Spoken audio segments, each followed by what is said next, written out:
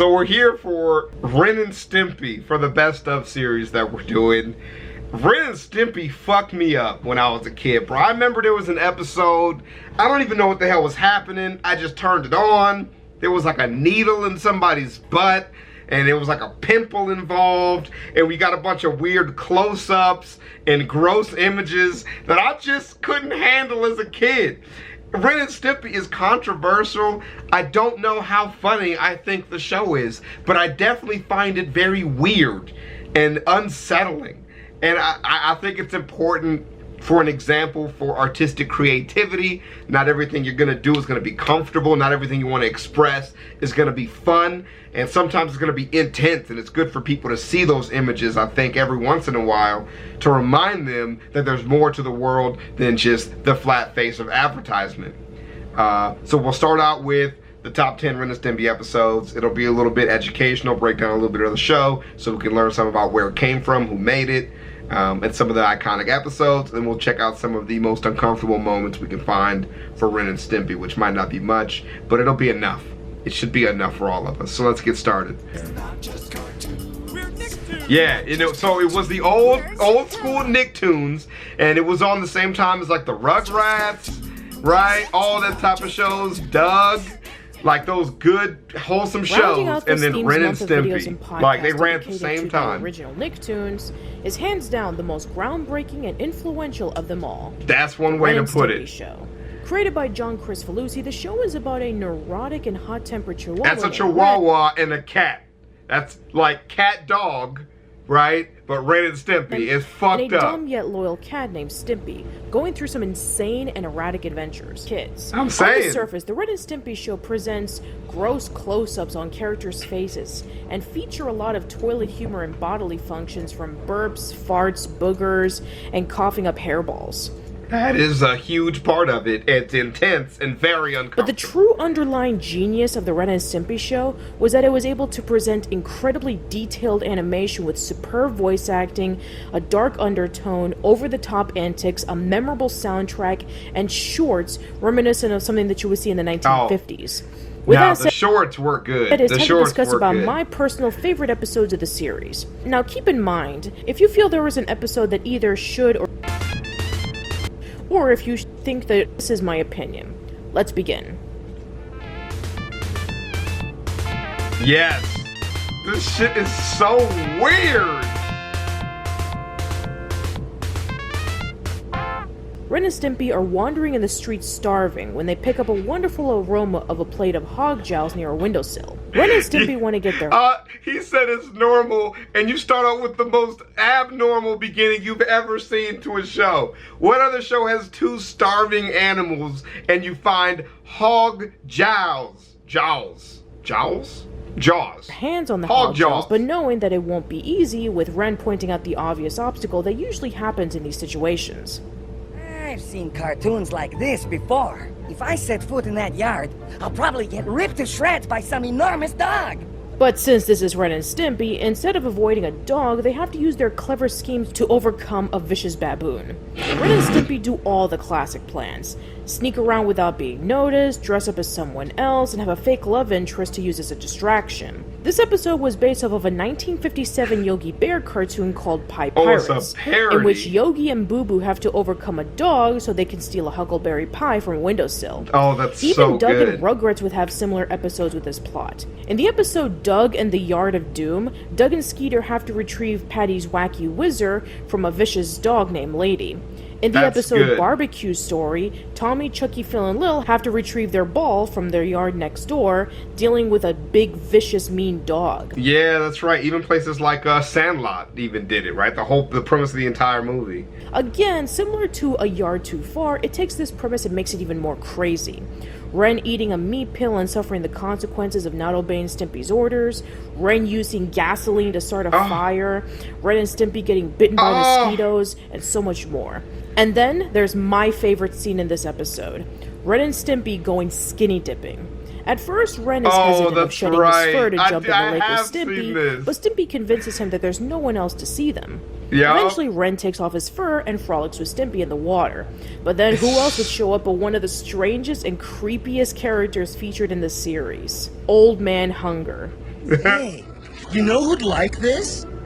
Ma! Hey, Ma!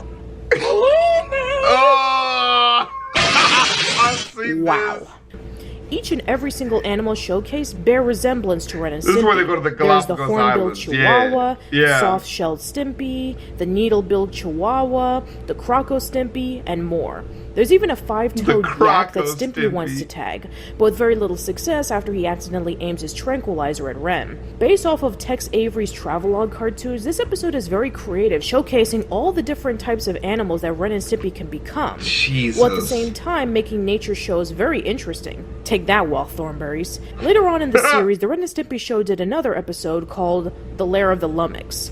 In that episode, Ren and Stimpy search around for a rare species called lummox, and they so learn more about its weird. way of living. While that episode is okay, fire dogs. In this episode, Ren and Stimpy These are are in the so streets hungry odd. when they find a fire station needing to hire Dalmatians. Ren paints Stimpy and himself with Dalmatian paint and approach the lead firefighter to get the job. Because that He, of exists. course, is Jesus completely Lord, this insane. show. I've had it up to here with the likes of you people! What? What? Bitch. Oh, I'm sorry. I thought you were a circus midget. Circus midgets. The firefighter is a caricature of animator Ralph Bakshi, whom John Kay worked with around the 80s. Ren and Stimpy make themselves at home at the fire station, but then they have to help take out a fire at a building, save a lady, her baby, and large animals. That's a huge This episode is full of ass funny baby, gags. fam. Stimpy sliding up the fire pole, yes, up the fire pole, saving the animals with them getting bigger and heavier, and saving the ugly fat lady with her repulsive close-up appearance. There was supposed to be a sequel to Fire Dogs called Fire Dogs 2 in the original Oh, really? run, but it was delayed until a decade later when it was featured in Ren and Stimpy Adult Party Cartoon. That episode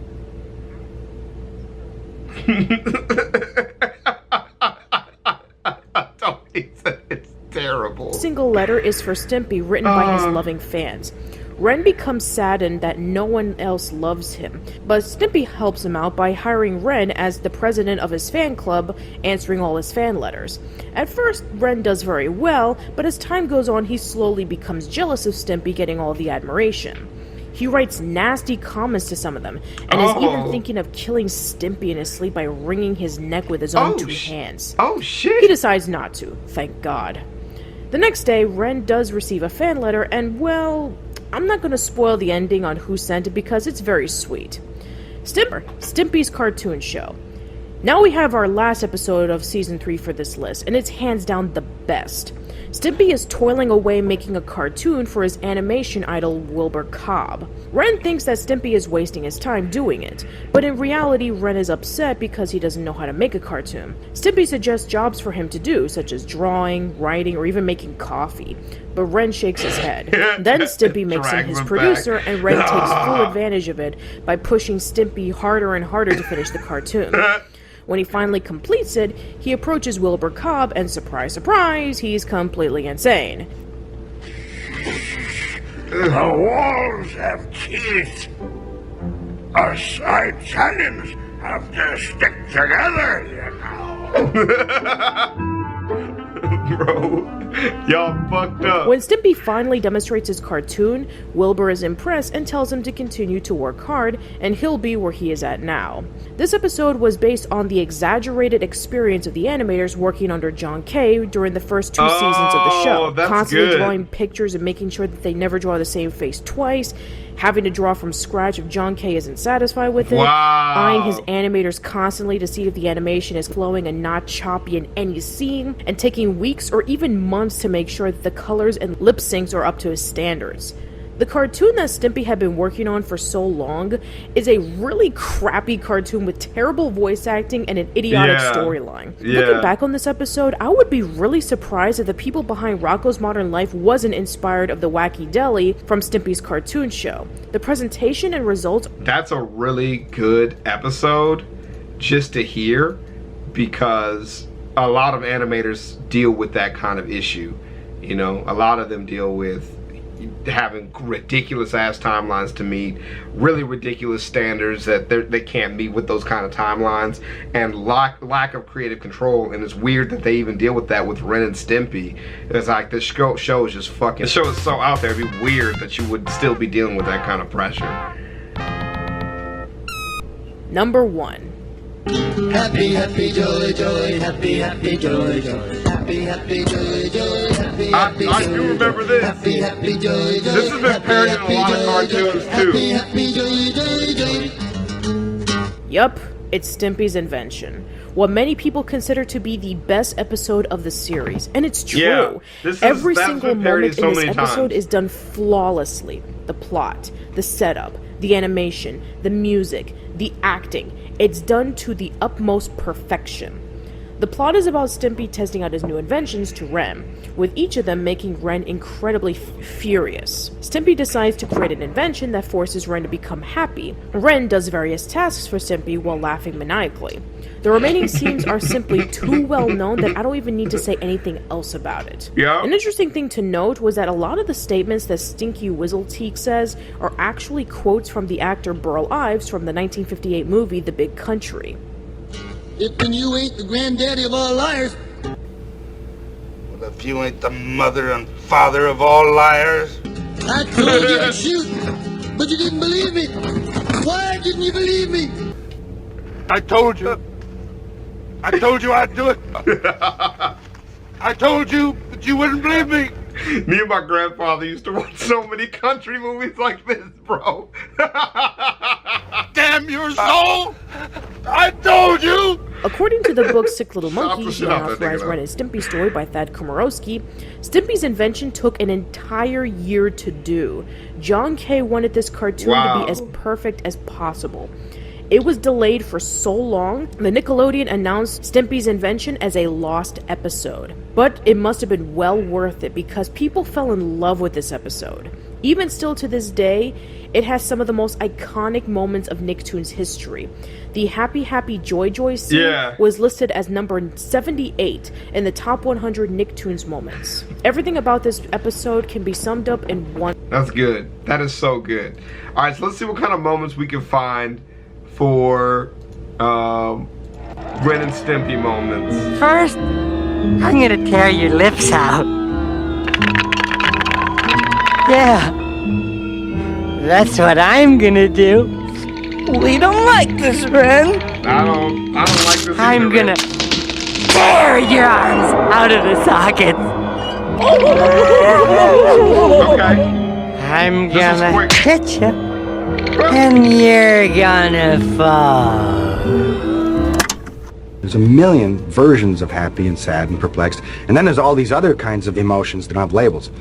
But you can draw them. I urge my artists all the time to never draw an expression that they've drawn before. I say, you're not allowed. Wow, I mean, that's intense. Oh, that's not right.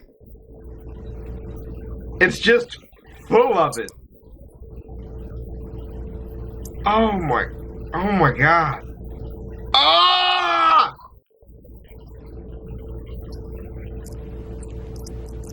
I've seen that. I do remember seeing that.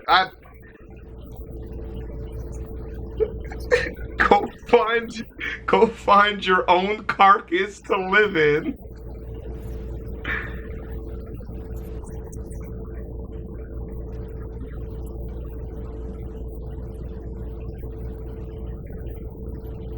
Yeah, being a monkey is hard.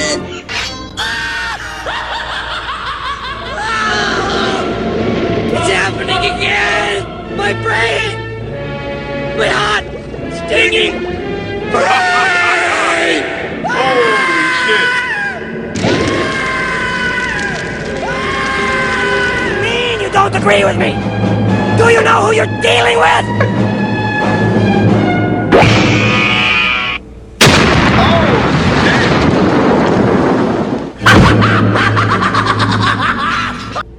We done skipped a whole big portion of it. The camera stopped recording. I think we've probably seen enough. of this. There'll be links in the description down below. ChavezzSlovakia. I'll just cut this recording off. I'll see you guys for the next one, man. Jesus Lord. Peace.